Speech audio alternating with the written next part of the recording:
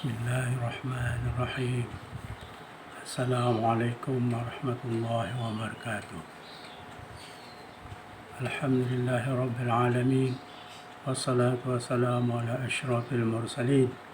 Sayyidina wa nabiyina Muhammad wa ala alihi wa sahbihi wa barik wa sallim ajma'in.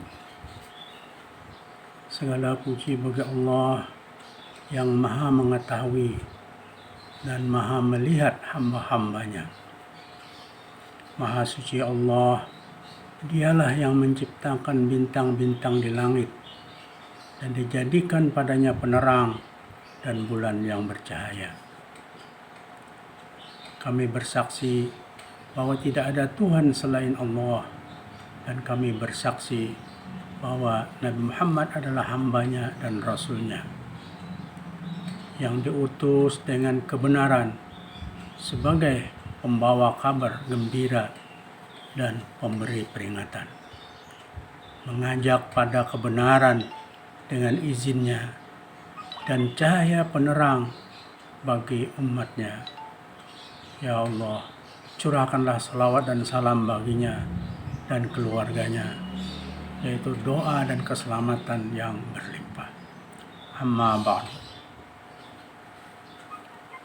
Bapak, Ibu, adik-adik sekalian, serta kaum muslimin yang dirahmati Allah.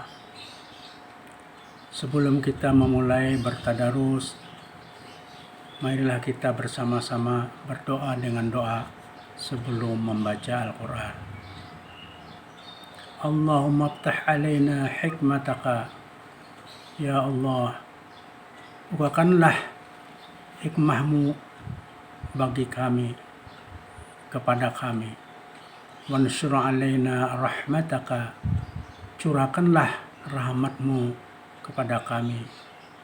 Wadzakirna ma nasina, dan ingatkanlah kami pada apa yang telah kami lupakan dan lalaikan. Ya Jal Jalal wa Ikram, wahai Tuhan pemilik keperkasaan dan kemuliaan. Kajian kita kali ini menanjak kepada ayat 33 surah Al-Baqarah. Kita bacakan dulu. A'udzu billahi minasy syaithanir rajim. Bismillahirrahmanirrahim. قال يا آدم أنبئهم بأسمائهم فلما أنبأهم بأسمائهم قال ألم أقل لكم إني أعلم غيب السماوات والأرض وأعلم ما تبدون وما كنتم تكتمون. Yang artinya, Allah berfirman, wahai Adam, beritahukanlah kepada mereka, yakni kepada malaikat, nama-nama benda ini. Maka setelah diberitahukannya kepada mereka nama benda itu, Allah berfirman, bukankah sudah kukatakan kepadamu bahwa sesungguhnya aku mengetahui rahasia langit dan bumi, dan mengetahui apa yang kamu lahirkan dan apa yang kamu sembunyikan. Qala ya Adamu anbi'hum. Allah berfirman, hai malaikat, hai Adam, beritahukanlah kepada mereka, maksudnya kepada para malaikat itu, bi asma'ihim, nama mereka, yakni benda-benda itu. Maka disebutnya satu persatu menurut nama masing-masing. Berikut hikmah diciptakannya oleh Allah. Falamma amba'ahum bi asma'ihim, maka setelah diberitahukannya kepada mereka nama benda-benda itu, Allah berfirman kepada mereka guna mencela mereka,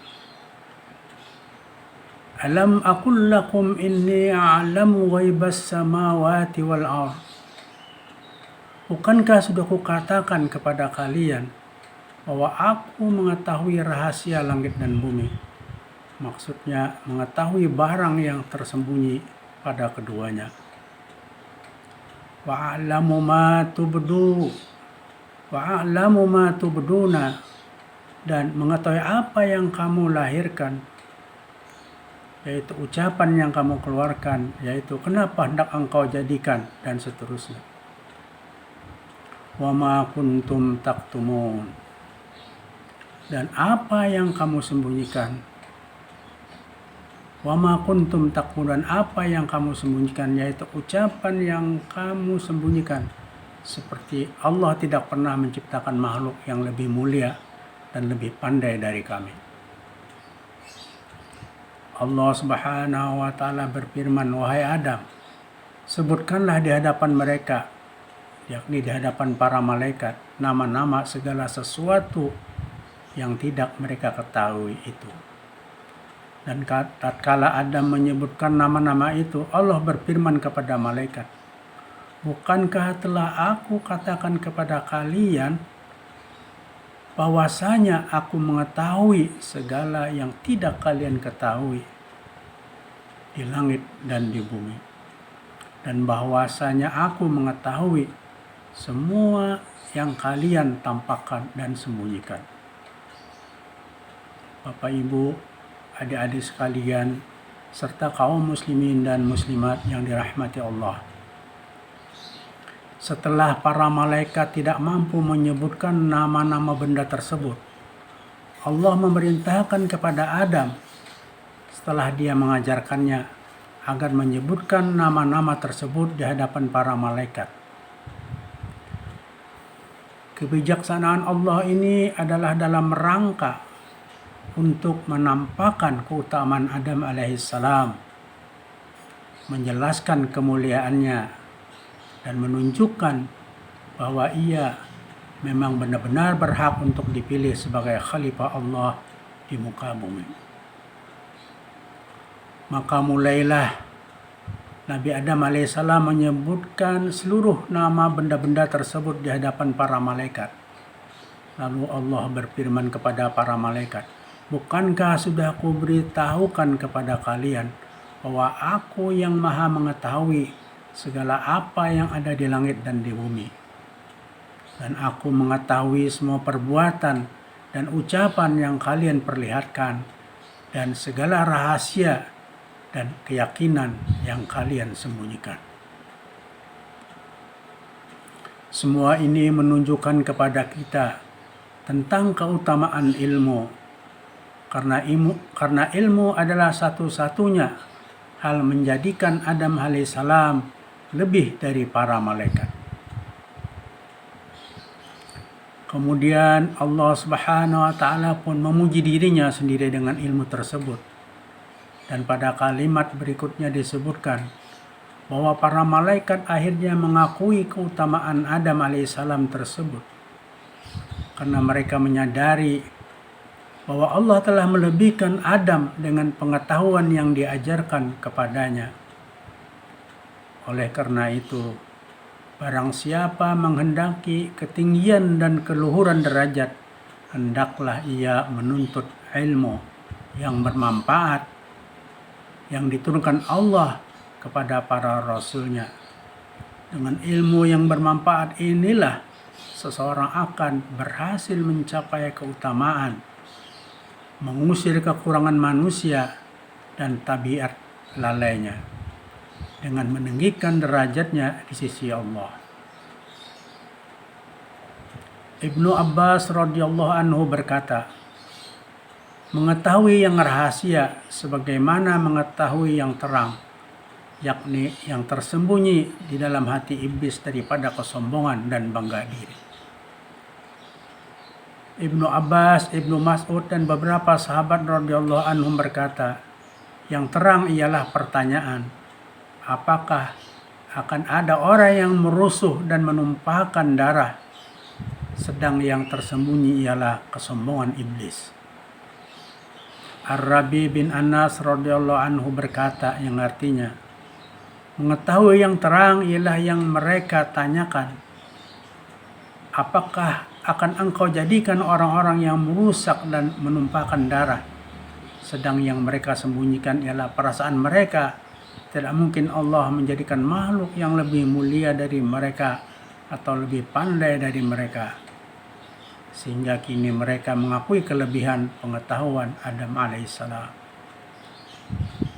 Ibnu Jarir radhiyallahu anhu menuturkan dari Yunus dari Ibnu Wahab dan Abdurrahman bin Zaid bin Aslam radhiyallahu anhum dalam kisah para malaikat dan Adam, bahwa Allah berfirman, sebagaimana kalian tidak mengetahui nama-nama benda itu, demikian pula aku sembunyikan dari kalian satu hal, bahwa aku hendak menciptakan di bumi ini orang-orang yang durhaka kepadaku dan orang-orang yang taat kepadaku. Sebab Allah telah menetapkan firman-Nya, walau syi'na la'ataina kulla nafsin hudaha walakin haqqal qawlu minni la'amla'anna jahannama minal jinnati wan nasi ajma'in. Yang artinya, dan kalau kami menghendaki, niscaya akan kami berikan kepada tiap-tiap jiwa petunjuk, akan tetapi telah ditetapkan perkataan daripadaku. Sesungguhnya akan aku penuhi, kata Allah, neraka jahanam itu dengan jin dan manusia bersama-sama. Quran Surah As-Sajdah, Surah 32 ayat 13. Sedangkan apa yang mereka sembunyikan ialah apa yang tersimpan di hati iblis, yang pada asalnya juga dari kalangan malaikat, yakni berupa niat jahat dan kesombongan. Sebagai penghormatan kepada sang Khalifah yang dianugerahi ilmu dan mendapat tugas mengelola bumi, Allah Subhanahu wa Ta'ala secara langsung dan dengan menggunakan kata kami yang menunjukkan keagungannya, bukan lagi dalam bentuk persona ketiga sebagaimana dalam ayat 2 30. Allah dalam ayat 30 surah Baqarah, Allah secara langsung memerintahkan, dan renungkanlah pula ketika kami berfirman kepada malaikat. Sekarang ayat ke-34.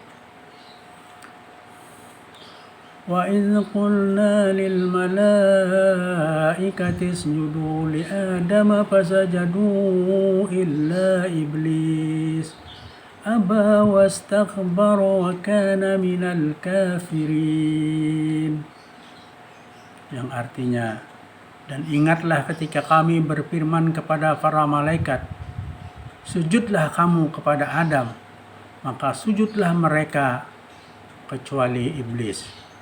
Ia enggan dan takabur, dan adalah ia termasuk golongan orang-orang yang kafir. Catatan, sujud di sini berarti menghormati dan memuliakan Adam. Bukanlah berarti sujud memperhambakan diri.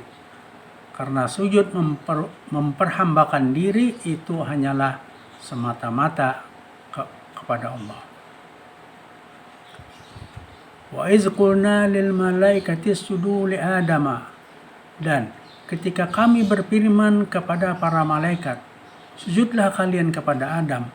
Maksudnya sujud sebagai penghormatan dengan cara membungkukkan badan.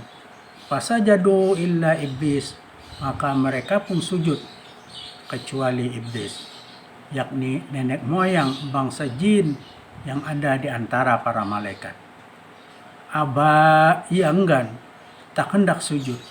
Wastakbara, dan menyombongkan diri dengan mengatakan bahwa ia lebih mulia daripada Adam. Wa kana minal kafirin, dan iblis termasuk orang-orang yang kafir dalam ilmu Allah Subhanahu wa Ta'ala. Dalam ayat ini diterangkan bahwa Allah memerintahkan kepada malaikat agar mereka bersujud atau memberi hormat kepada Nabi Adam alaihissalam. Maka malaikat menaati perintah itu kecuali iblis. Artinya setelah Adam alaihissalam selesai memberitahukan nama-nama makhluk dan benda kepada para malaikat, Allah memerintahkan kepada mereka bersujud atau memberi hormat kepada Adam alaihissalam. Maka sujudlah para malaikat kepada Adam alaihissalam.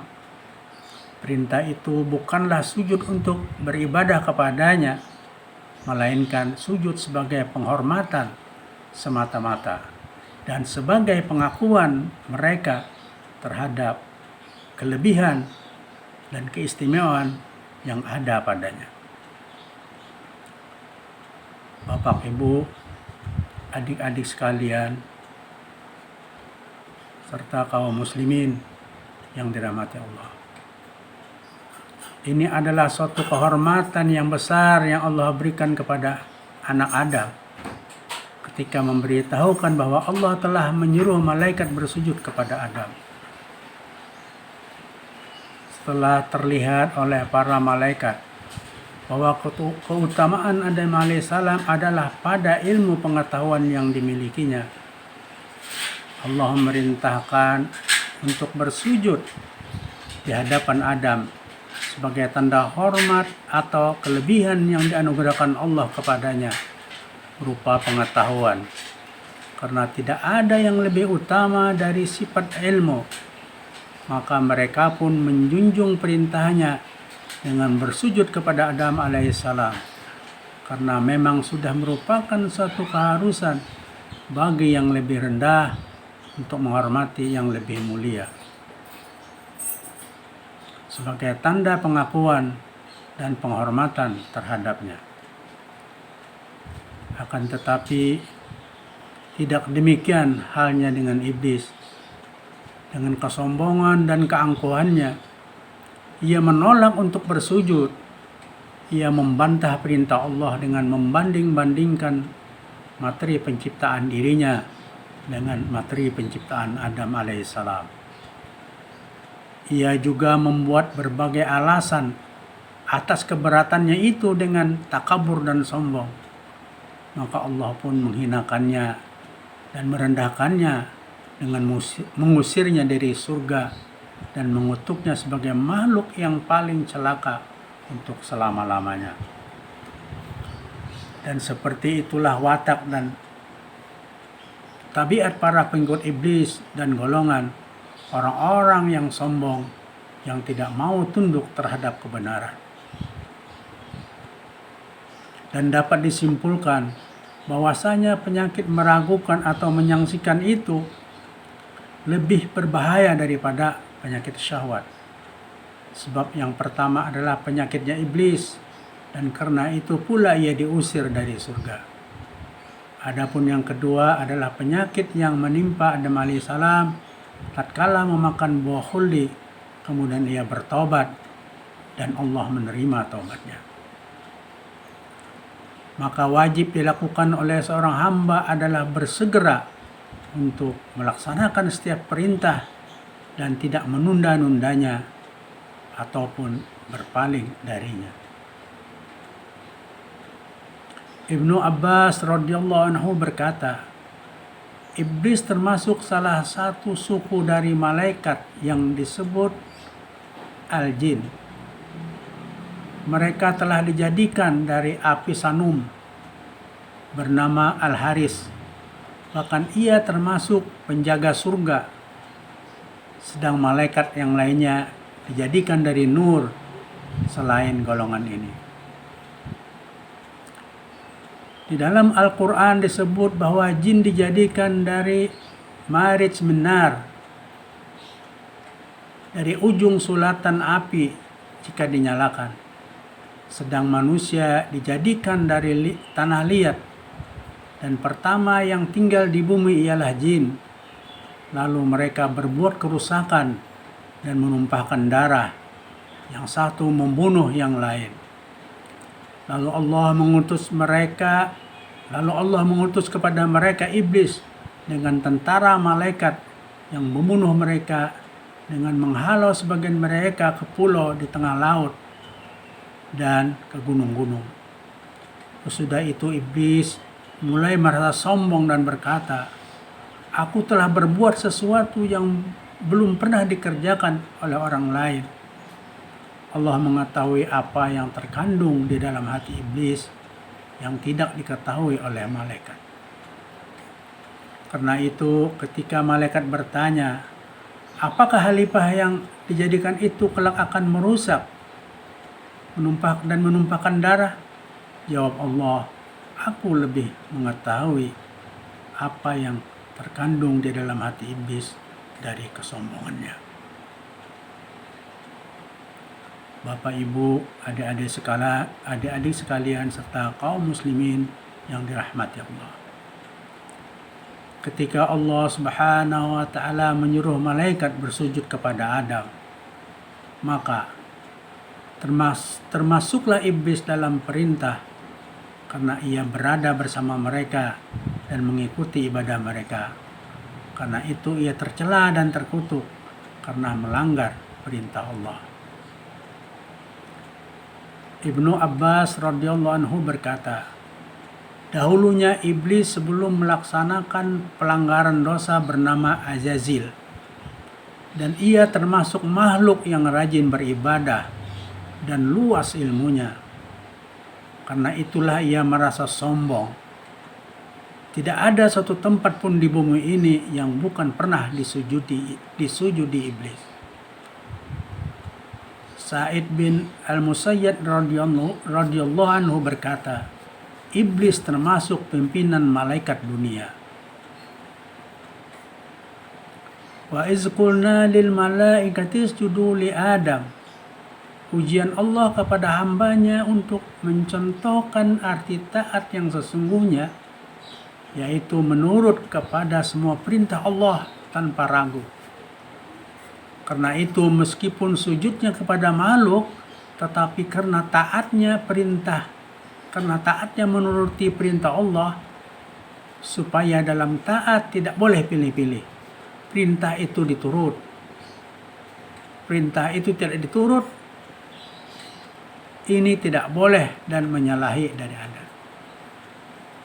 Supaya dalam taat tidak boleh pilih-pilih. Perintah ini diturut, perintah itu tidak diturut, ini tidak boleh dan menyalahi arti taat. Dan menyalahi taat itu berarti kafir, yakni maksiat. Qatadah radhiyallahu anhu berkata, fasajudu lillahi iblisa aba wastakbara wa kana minal kafirin. Pada mulanya iblis hasut terhadap perintah Allah yang diberikan kepada Adam, lalu berkata, aku terjadi dari api, sedang Adam dari tanah. Dalam permulaan dosa itu karena sombong. Dan permulaan dosa itu karena sombong. Dalam hadis as-sahih, Nabi SAW berkata, la yadkhulul jannata man kana fi qalbihi misqala dzarratin min kibir. Tidak dapat masuk surga orang yang dalam hatinya ada seberat biji sawi dari kesombongan. Semoga kita terhindar dari sifat sombong ini. Karena rahmat Allah dan berkat Rasulullah SAW. Lawan dari sombong ialah tawadu, yakni rendah hati. Tidak merasa hebat dari orang lain, tetapi merasa lebih hina dari orang lain. Karena bisa jadi orang lain itu lebih mulia atau lebih berilmu dari diri kita sendiri.